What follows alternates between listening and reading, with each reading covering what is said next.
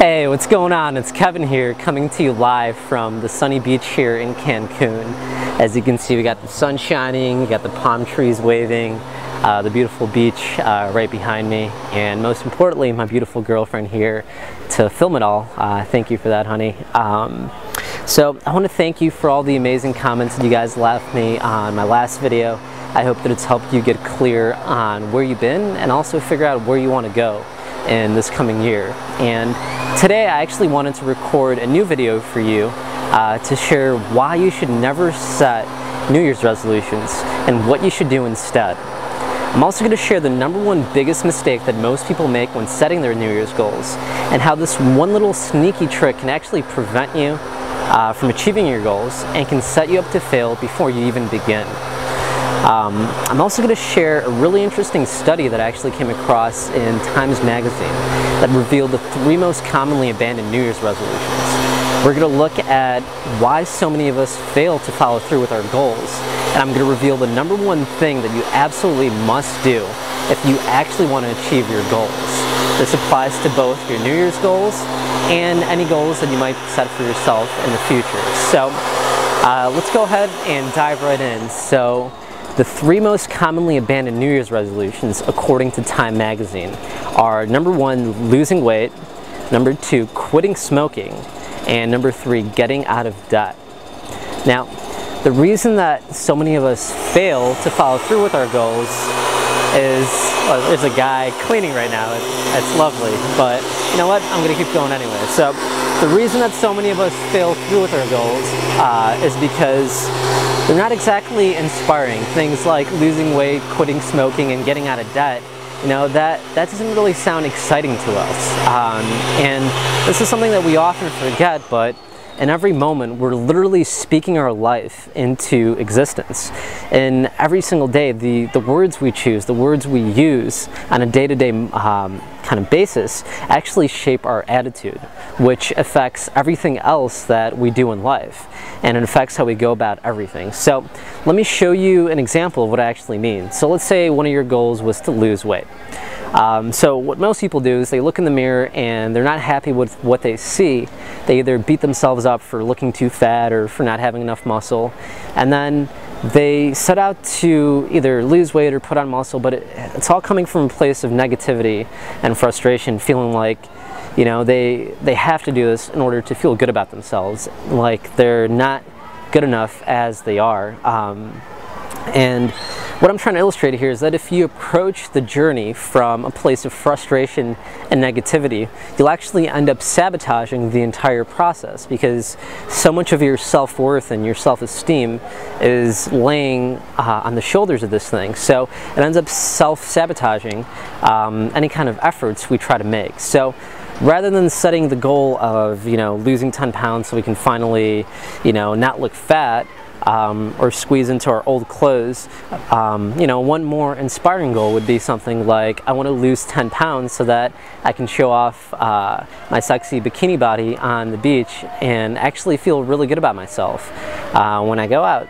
And, you know, that is a lot more inspiring and has kind of a positive direction and a positive momentum.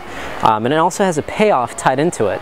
You know, most people go about things as like this, like, self-imprisoned sentence of, you know, I'm going to avoid eating my favorite foods, I'm going to cut out sweets and sugars and ice cream, and, you know, it becomes, you know, an unsatisfying journey. So you always want to make sure to focus on the journey and not just the destination. So I want to share a few tips on how to actually do that today, because this is stuff that we normally don't do. It doesn't come natural. You know, most of us set out to change all these things as our New Year's resolutions. You know, we spring forth with a negative attitude, thinking that, you know, we need to change all these things and have all these problems that need to be solved. And if you were about to do this, if you're in the process of doing it, you know, don't feel bad about yourself. This whole approach is actually embedded in the way that, you know, New Year's resolutions are. If you look at the etymology of the word resolutions, it stems from resolve and solutions, which are both often used in the context of, you know, solving some kind of problem or the solution to something. But, you know, your life is not a problem to be solved. It's a process that evolves. So if you want to improve something in your life, then you want to appreciate the unfolding process and then direct the evolution of it, instead of trying to, take the kind of old approach. So to do this, you have to make a really, really important change in your mindset, in the way you view things, and in the whole way that you go about this. So you need to shift your mindset from setting New Year's resolutions to setting New Year's evolutions. Now, this might be kind of a difficult thing to kind of wrap your head around at first, but this goes beyond just setting regular goals for yourself. This goes towards setting what I like to call soul goals. A soul goal is something that inspires an entirely new way of being. It actually changes the way that you show up in the world on a daily basis. And this takes a little bit more time and effort to really craft. So soul goals are all about becoming a greater and much more expanded version of yourself. It's about really allowing yourself to blossom into your greatest potential, into a better version of yourself. It's a way to really direct your evolution. And the best way to do that is through a process of refinement. And this is actually something similar to what we do when we're working with precious stones like diamonds. When we find diamonds in the rough, they're not shining and all glowy. They're actually not even shining at all. They're covered with a bunch of stuff. But when we find it, we don't just go like, yuck, like what is this crap all over it and how do we get it off? We go like, wow, like what a beautiful diamond, what a beautiful stone. Let's make sure to polish it very carefully to make sure that we can allow its full brilliance to shine through. And I think that's the way that you should approach setting your New Year's goals and your New Year's evolutions as well, to really stop and take note of everything, and to really assess things and refine it, and to really honor the process and honor the journey, and most importantly honor yourself, because the real jewel is within you, and you really need to stop and take stock of it in order to realize how you want to polish it, how you want to go about refining it. The same way you would with a diamond, you would first look at it. So hopefully what I shared in my last videos helped you look back on it a little bit and get more clear on how you can refine it. In that video I shared a 3-part exercise about 12 to 13 minutes in, where I actually went through the whole process with you. I'll share this now for those of you that haven't seen it, but you can watch the full video actually on the right hand side. There's also going to be a tab up top that says video 1, and about 13 minutes in I give you a really simple yet powerful process for actually directing the course of your evolution over the course of the next year. So one way to do that, the first step, is to really appreciate what went right for you over the course of the year. So focus on things that you can appreciate, on things that you can be grateful for. And the second step was to focus on things that you want to eliminate, things that you don't want to deal with anymore, things that could be refined out and removed. And that's number 2. Focus on things that you want to eliminate. And then number 3 was to focus on things that you can create. That's the exciting part. That's really like the full brilliance and what you want to let out and really make happen this year. So, these might sound really simple on the surface, but they're extremely powerful. And the way I like to think of them is like simple but really powerful course corrections that set the entire course of your next year of evolution into blossoming into your full potential. So make sure you go back and answer those 3 questions that I shared with you a little bit earlier in the video, because that'll really set the whole foundation for your New Year's evolutions. And once you do, make sure you go ahead and post the answers to that exercise right below this video. I'm actually going to be reading and responding to all the comments that you guys leave me. I'll be there to answer any questions you might have. Now, if you've already done this exercise, if you've already went through it, I would encourage you to revisit it again with this kind of new context in mind, with really setting New Year's evolutions and soul goals. I want to encourage you to uncover a deeper soul goal that will really make a profound difference in the quality of your life. Now, I just want to make it clear that a soul goal is unlike any other, traditional goal-setting method like SMART goals, where, every single letter in the acronym actually stands for something, like SMART, for specific, measurable, attainable, time-bound, all that kind of stuff. It's very different. There's no specific set of criteria to really follow.